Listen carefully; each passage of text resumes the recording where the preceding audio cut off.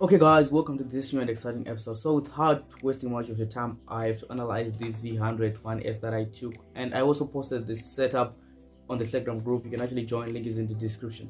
So as you can see right here, this setup has got something like I risked $20.66 to make something around $150.90, right? So the risk reward ratio on this one is quite good, considering that I'm risking only a small amount to make a lot of money, right? So right now I may need to move my stop loss to somewhere around $48, right? Even if the market reverses that point, I'll definitely make a profit.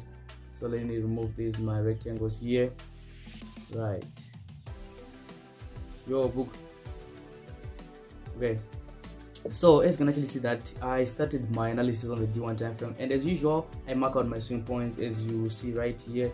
So I'm marking out my swing points. I don't want to waste much of your time, so I'll do that as fast as I can, right? So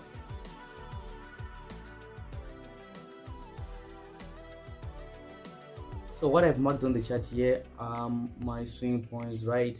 And you can actually see that from this point up to there, right? From this point at the bottom part of the screen to this point at the upper part of the screen, price was actually moving in a channel. So I might need to draw an equidistant channel, right? So if I touch at this point here, the bottom part here, yo book, stop it. Okay, Booga is my dog, I love him so much, I don't want to lie. So you can actually see that this channel was moving like that. Then this is the upper part of the channel.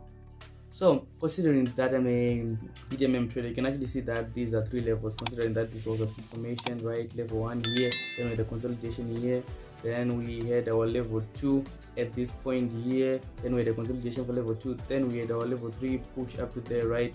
So you can actually see that price did create our three levels on the D1 time frame, so we would anticipate something like those crazy moves, right? So let me remove these arrows, right, so that it becomes more great, right?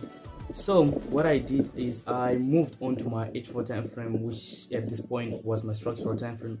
So on my H4 time frame here, what I did was actually simple. You can actually see that this was on my level 3 move, right? And this was my first M, this was my second M, and this was an easy to identify ID50, right? This was an ID50 setup considering we do BTMM. So on the H4 time frame, I zoomed a bit here, right? I'm doing what I did. So on this ID50, if I was to add EMA50, which was my other confirmation, you can actually see that we have this order block here, right? Yo booga. So we had this order block here, right? Let me try the pathway. So this here is the order block that I'm actually talking about. So right now I've got two confirmations, the EMA 50, which made it an ID 50, and this order block here. And at this point I applied this indicator, right? Because okay, so before I do anything, you can actually see that I anticipated the price to reverse at that point, right? So I do use these two indicators, which actually identifies some patterns, candlestick patterns, right? So I will definitely add this pattern recognition, right? So considering that I added this indicator, you can actually see that it has shown me the shooting star 2, shooting star 4, then the DOC, which is the dark cloud pattern, and the SE, which is the bearish engulfing pattern. So at this point I knew that something was actually going to happen, so I'm going to to exclude this one because I ended here. So I was using only these candlesticks here. Then the other indicator that I used was the pin bar detector. So this one actually detects all those pin bars for me. So considering that I added this indicator at a reversal point, there was this bearish pin bar, right? And I knew that something was actually going to transpire here.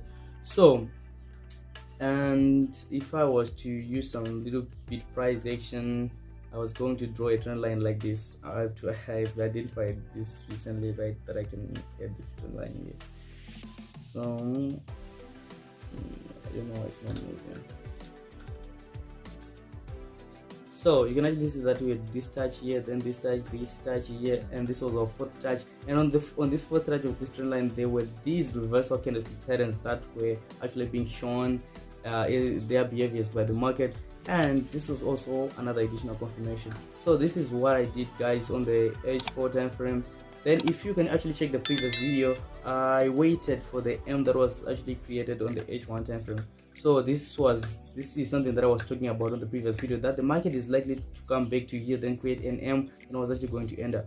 So this price, if price doesn't go up there, it is likely to come to touch this trend line, then go down again. And this is what I this is what is all about this app. So please don't forget to hit the subscribe button, comment, like, and share. Tell me what you think in the comment section.